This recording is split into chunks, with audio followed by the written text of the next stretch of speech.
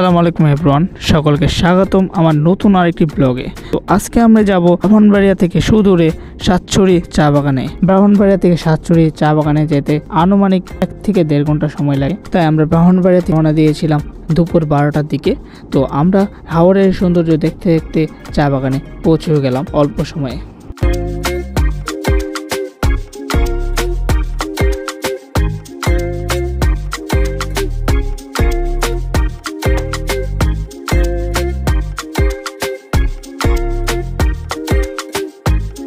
অবশেষে চলে আসলাম চায়ের দেশে। তো আপনারা দেখছেন চা বাগানের সামনে আসছি। আর আমরা এখানে আসতে বেশি টাইমও লাগছে না, তো কিছুক্ষণের ভিতরে আমরা চলে আসছি এই চা বাগানে।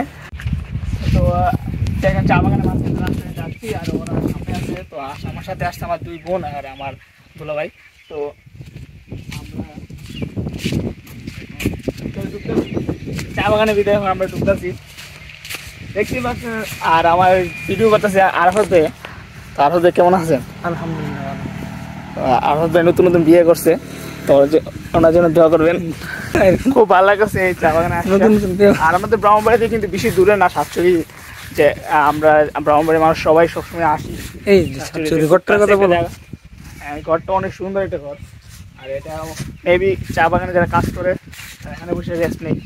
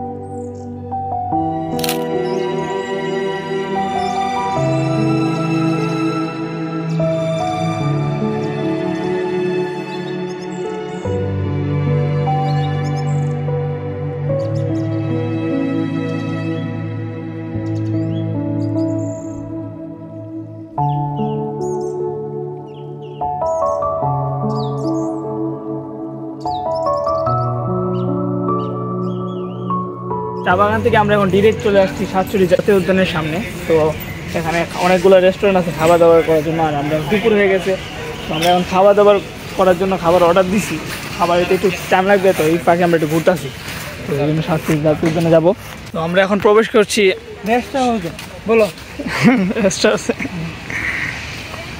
এখানে কি কি নামের গাছ আছে এই লেখা আছে। গাছটা অনেক বড় বড়, অনেক আগের গাছ। এদিকে কই কি আছে সব দেওয়া আছে। তো সামনে একটা নার্সারি আছে, ওই পাশে একটা রেস্ট হাউস আছে। তো সামনে নার্সারিটার সামনে যাচ্ছি, এটার ভিতরে এখন যাচ্ছি আমি। বড় বড় নারিকেল গাছ দেখেন।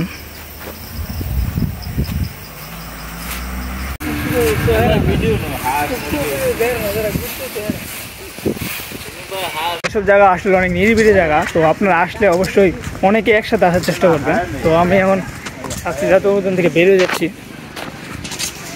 রাস্তার পাশে এরকম ছোট ছোট হোটেল আছে, তো এগুলো আমাদের মাটি চুলাতে রান্না করে হাঁসের মাংস সহ সব কিছু। তো আমরা এখানে লাঞ্চ করব এখন।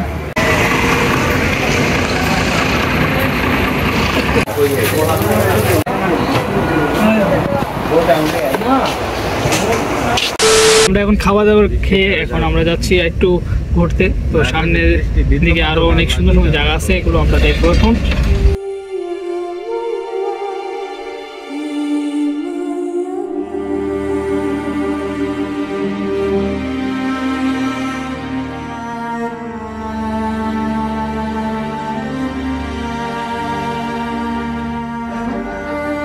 আরো সুন্দর জায়গার ভিতরে দিয়ে যাচ্ছি।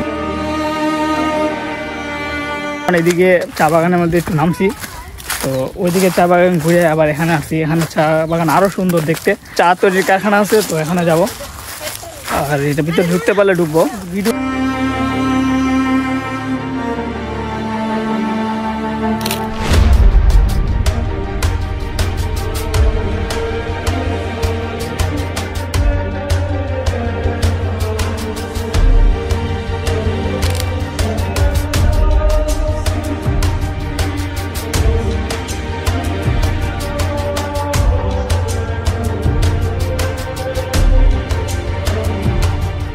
আমরা এখন যেখানে চলে আসছি মেনলি একটা প্রাইভেট এলাকা, তো এখানে চা উৎপাদন কারখানা আছে।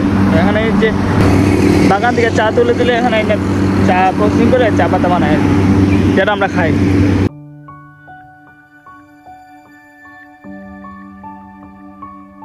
এখন চলে আসছি সুন্দর একটা ভিউতে।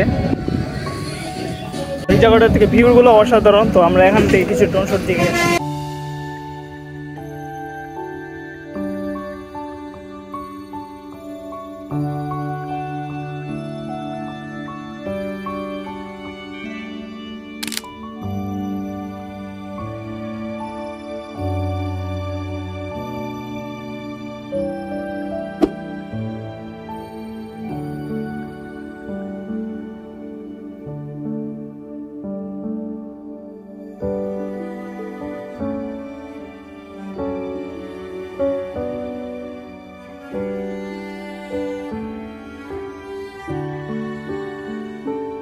আজকের ব্লগটি এতটুকু পর্যন্ত। সবাইকে ধন্যবাদ সম্পূর্ণ ব্লগটা দেখার জন্য।